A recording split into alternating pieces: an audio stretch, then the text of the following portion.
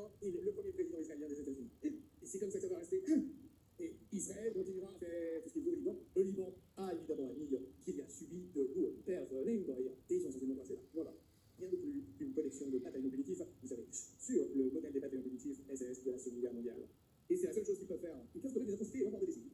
Pendant ce temps, évidemment, il y a toute cette histoire à propos de l'Iran, que l'Iran et les États-Unis ont échangé hier des frappes. Et ce que vous pouvez voir vous-même, c'est que le Koweït l'a eu. Voici l'aéroport international de Koweït. Et comme vous pouvez le voir, oui, il a été très, très gravement endommagé. Et oui, Dubaï est terminé, y a-t-il. Mais que puis-je dire?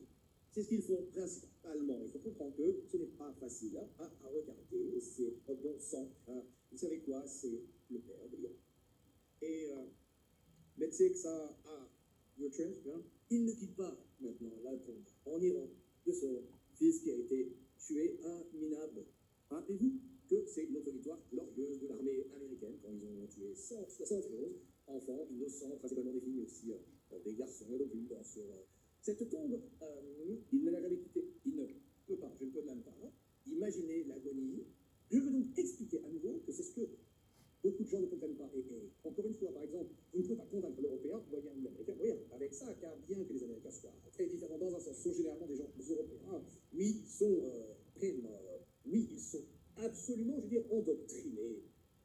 Et donc, que puis-je dire? Un militaire américain n'a jamais rien perdu, parce qu'il n'a jamais défendu son pays.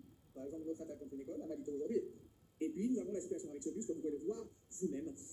Ils ont également tué 8 personnes, dont 11 gravement blessées. Et c'était une attaque contre un bus de passagers ordinaire. C'est ce qu'Annie Fekas dit.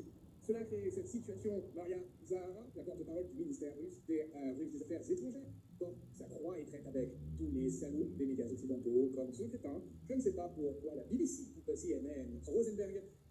Eh bien, encore une fois, à la BBC et au siège, tous ceux qui siègent à ces comités de rédaction, comme je l'ai déjà dit, sont des criminels de guerre, ou certains d'entre eux sont des criminels contre l'humanité.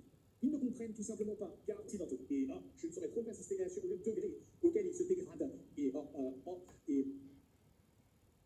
qui a la réputation criminelle de guerre. Rosenberg ne fait donc pas exception à la règle, et la BBC est de toute façon le centre des pédophiles. Je veux dire que ces gens n'ont aucune moralité, ils n'ont aucune humanité. Ils mentent. C'est tout. Ils soutiennent le terrorisme.